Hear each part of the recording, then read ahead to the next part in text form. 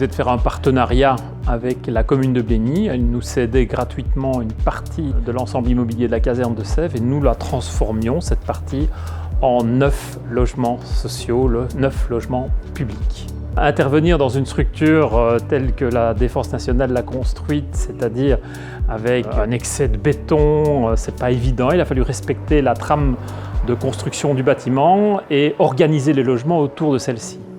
Excellent, au travers d'un concours d'idées dans un premier temps, mais aussi au travers de la qualité de fabrication de l'ensemble des logements. Et je pense que les locataires s'en trouvent bien à l'aise puisqu'ils sont à la fois dans un ensemble où il y a plusieurs fonctions, il n'y a pas que des logements, mais en plus ils bénéficient de logements isolés, ce qui par les temps qui courent est un avantage très conséquent.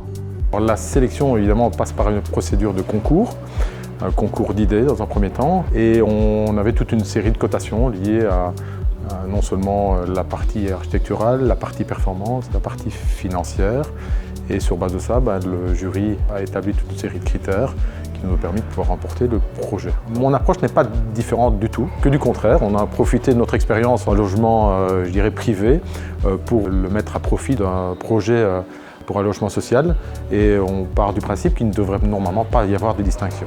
J'aurais tendance à dire que le luxe est une perception toute relative. On a toujours l'impression que quelque chose qui nous paraît inaccessible est très luxueux, ce qui n'est pas nécessairement le cas. Et nous, on trouve justement il est luxueux dans sa composition, mais il est maîtrisé dans ses coûts. Si effectivement ça donne un caractère luxueux à un logement public alors qu'on a maîtrisé les coûts, je pense que c'est une belle réussite au niveau du projet. C'est l'aboutissement d'un travail d'équipe. Ici, il y a eu vraiment une interconnexion avec le bureau d'architectes. Ça s'est vraiment réellement bien passé. On a eu vraiment une complicité et on a réussi à faire quelque chose qui était, je veux dire, à la hauteur de notre espoir. Oui, tout à fait. Ça donne vraiment une autre image parce que ici, c'est d'abord un projet de rénovation lourde. Donc on est vraiment entré dans un bâtiment qui existait, qui était un ancien casernement.